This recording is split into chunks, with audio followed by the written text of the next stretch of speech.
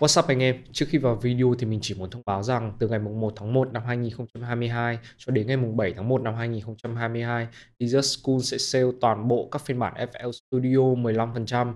Và cũng trong khoảng thời gian này, tất cả những bạn nào mua FL Studio tại Dzus School sẽ được tặng miễn phí 2 project FLP trong tổng số 12 FLP ngay sau đây. Đây là video tổng hợp FLP phần 2. Nếu như các bạn nào chưa xem phần 1 thì hãy click cái link ở dưới phần mô tả nhé.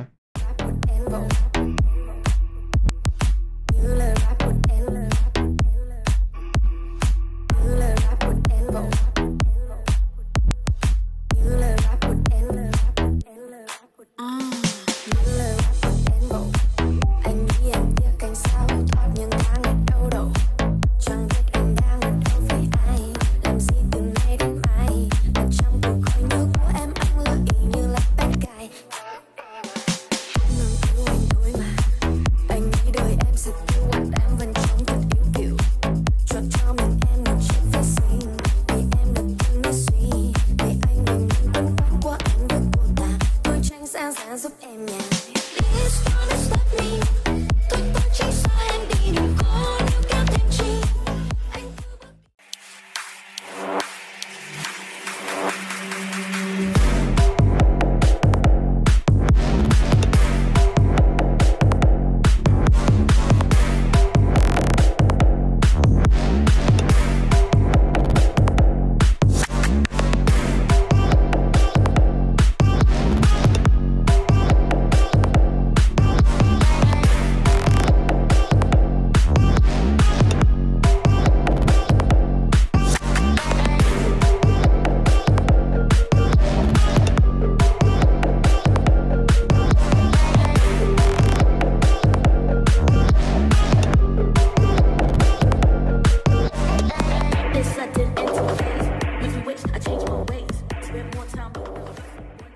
Và đưa em qua bao nhiêu xa, trong tim bao ong ấm chiều ta.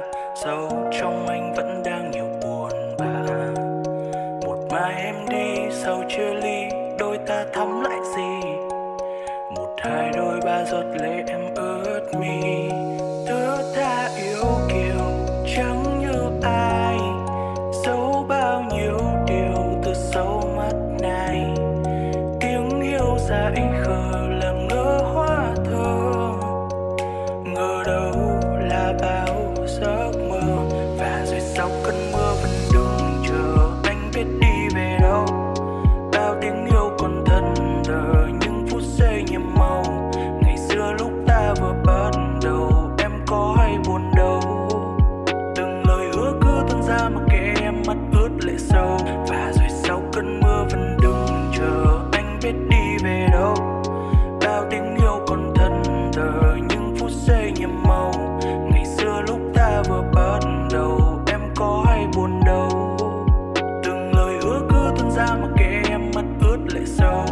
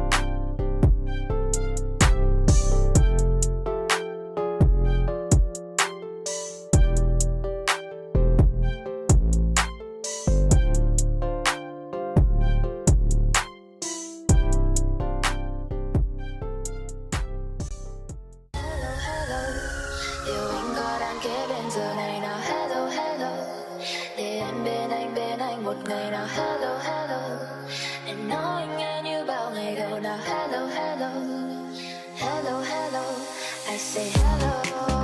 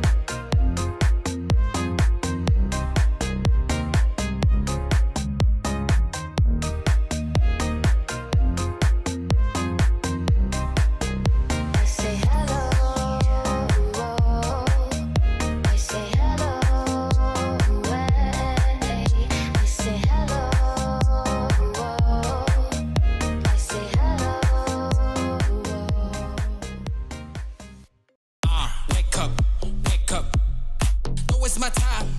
Wake up, wake up. No, it's my time. Wake up, wake up. No, it's my time. Wake up, wake up. No, it's my time. Wake up, wake up. Pick it up and go. Let's go. Spend time for working. Không nhiều lời nói. No. Thời gian đang chảy như là paper. Rolling the week, cooling down. Kẻ thù xung quanh tao là mây mờ. Hello hater, see you later. Mặt mày mặt sát. Vì vẫn còn bơi trong đống công việc. Tự và xuất phát. Lao thẳng về đích như là rocket. Nếu có dự án cứ đem tới. Lãng phí thời gian thì không ham. Tiếp thu giao lưu và đổi mới.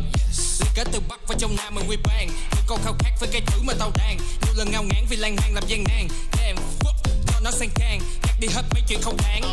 Lo cho việc chi và thu. Keep calm and follow the rule. Working hard trong phòng thu. 24/7 for 24K. Chiếc maze đang trên tay. Order gang bay trên mây.